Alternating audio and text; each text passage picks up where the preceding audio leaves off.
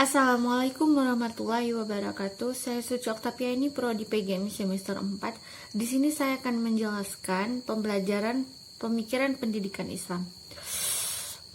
Saya akan mengambil atau membahas judul yaitu konsep sekolah Islam terpadu.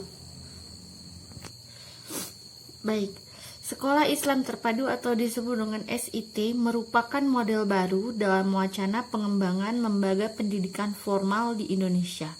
Sebagai indikasi diskusi mengenai model pendidikan di Indonesia dari sejak berdirinya negara Indonesia hingga akhir abad ke-20 hanya terdiri dari sekolah umum dan sekolah pesantren. Sekolah umum merupakan lembaga pendidikan di Indonesia adalah warisan penjajahan Belanda yang mengajarkan ilmu-ilmu umum yaitu pendidikan Islam tradisional dengan ciri khas di dalamnya terdapat seperti masjid, khil, santri, dan pengajaran kitab kuning. Pesantren pada awalnya hanya mengajarkan 100% mata pelajaran agama. Tujuan pendidikan di pesantren adalah untuk menghasilkan para ahli ilmu-ilmu agama. Inisiatif memodifikasi lembaga pendidikan Islam di Indonesia dimulai pada tahun 1970-an ketika Menteri Agama Mukti Ali mengenalkan standarisasi sistem pendidikan madrasah melalui kerjasama antara 3 kementerian yaitu Menteri Agama, Menteri Pendidikan, dan Menteri Kebudayaan. Menteri Dalam Negeri kemudian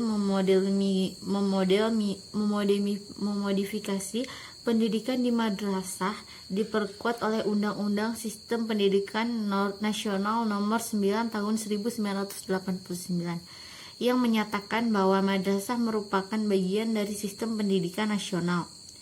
Bahkan pemerintah telah memperkuat posisi madrasah dengan mengeluarkan Undang-Undang Sistem Pendidikan Nasional Nomor 20 Tahun 2003 yang menyatakan bahwa madrasah serta dengan sekolah umum. Namun demikian hingga saat ini madrasah masih menjadi lembaga pendidikan kelas 2. Semakin tingginya partisipasi kalangan santri dalam pendidikan telah menyebabkan adanya modifikasi vertikal dan horizontal. Dan bahkan telah muncul golongan menengah baru yang sering disebut dengan kelas menengah muslim. Fenomena ini dimulai dengan tersebarnya kaum santri ke berbagai sektor profesi dan bahkan tidak sedikit yang menjadi pegawai menteri. Munculnya kelas menengah muslim terkadang munculnya diskusi menarik mengenai hubungan antara Islam dengan negara.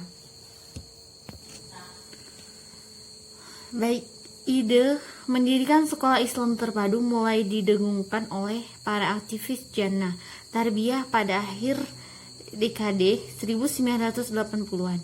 Ide pendirian diawali dengan para aktivitas dakwah kampus yang tergabung dalam lembaga dakwah kampus atau disebut dengan LDK. Institut ini disebut dengan Institut Teknologi Bandung atau ITB, Universitas Indonesia atau UI, dan beberapa universitas ternama lainnya yang memiliki keprihatinan terhadap kondisi pendidikan di Indonesia.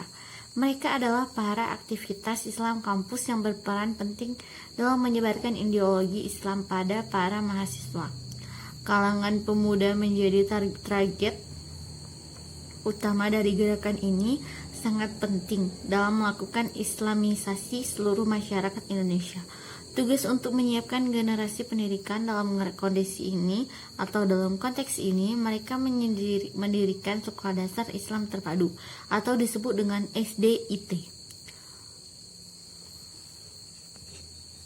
Baik, munculnya sekolah-sekolah Islam terpadu merupakan respon dan ketidaksepadanan terhadap sistem pendidikan nasional yang dianggap tidak mampu menjawab kebutuhan dan tantangan zaman, khususnya yang berhubungan dengan kemajuan ilmu pengetahuan dan teknologi.